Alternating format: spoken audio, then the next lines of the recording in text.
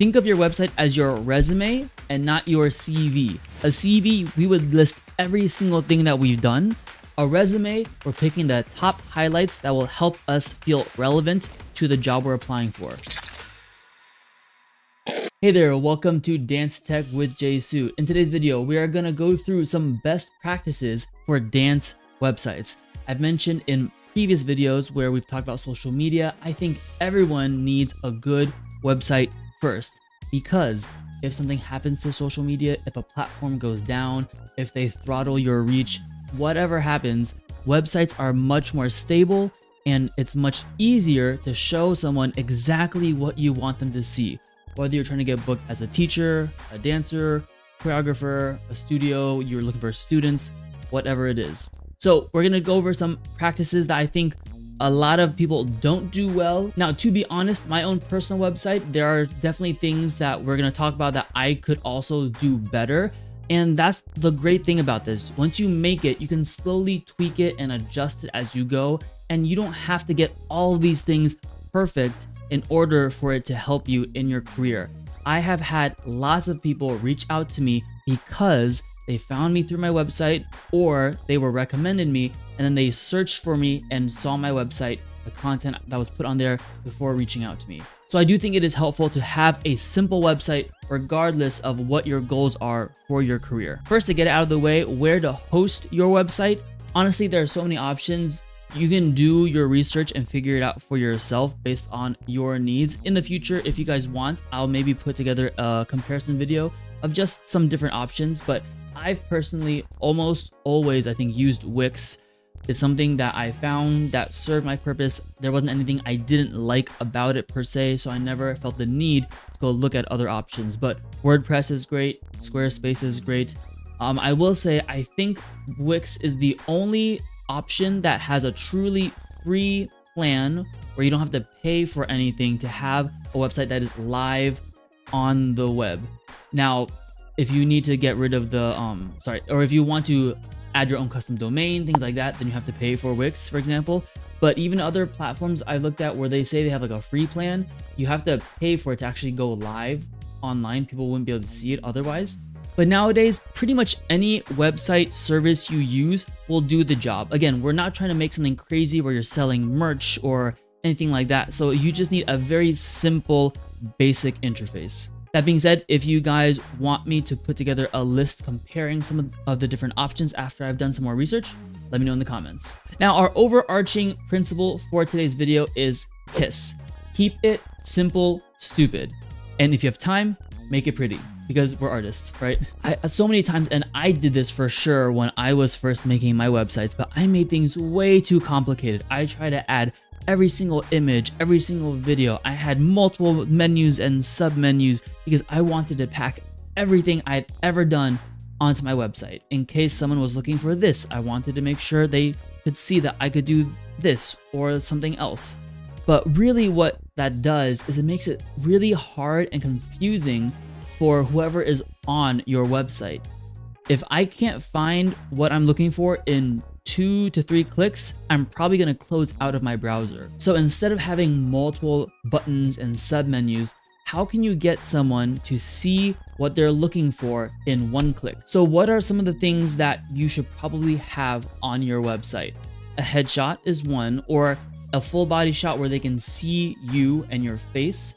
Even if you have something really artistic where it's maybe more of a silhouette or a dance shot that's further away, if they don't see your face, it's harder to connect to you and feel more personal and want to work with you more, regardless of whether you're trying to find work as a teacher or performer or anything else. So it doesn't have to be a straight up headshot per se, but something where we can clearly see your face is very helpful. Second, you probably want some kind of bio. Now, what I see people doing wrong here is listing every single thing that you have done, or be really academic with the language you're using.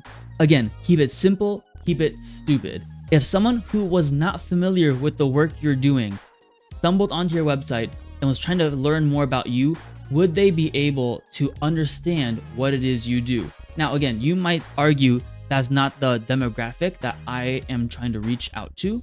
But if you do the work to simplify your language, it makes you also a better communicator for the work that you are trying to do, regardless of who you're talking to. Remember, when it comes to your social media and your website, if you're trying to find work, you are not the main focus.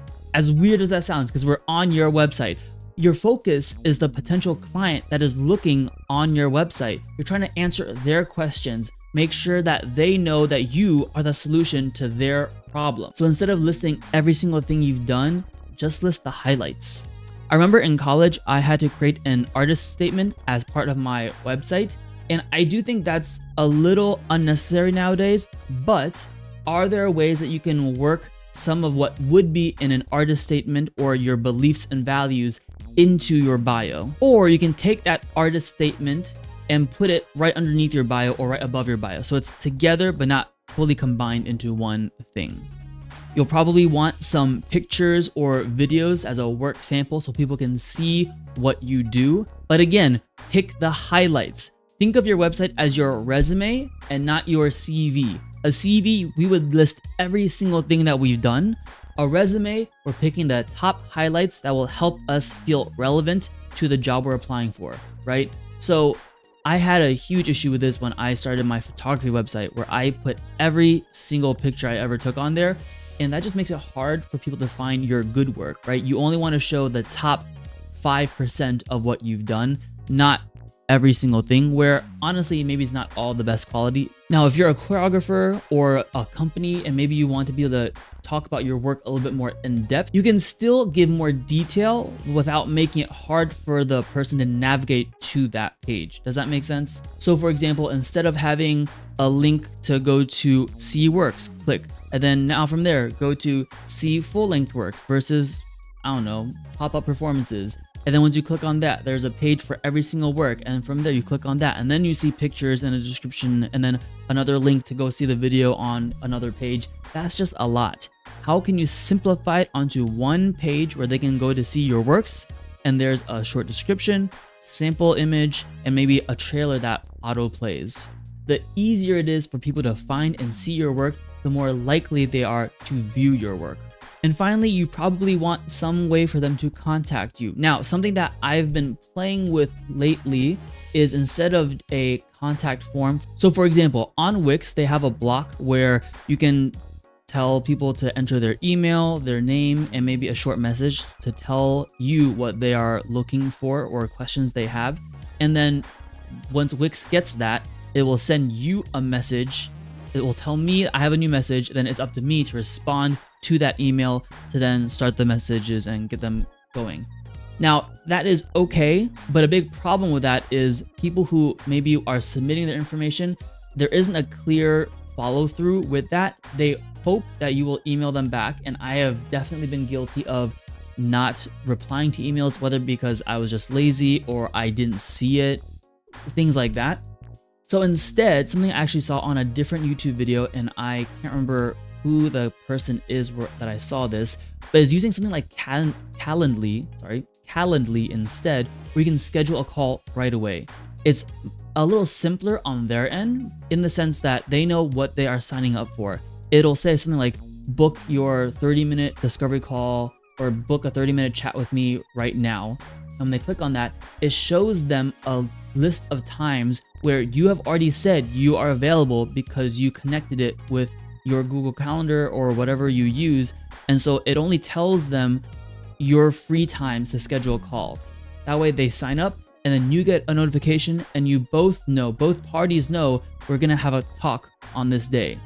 Now, while that might sound more scary than an email, that's actually way better because then you see them face to face, it's a video call, and you can talk to them to learn more about what it is that they're looking for and how you can help solve the problem that they have, right? Instead of an email where, for example, maybe they send me an email and say, hey, I am looking for a choreographer.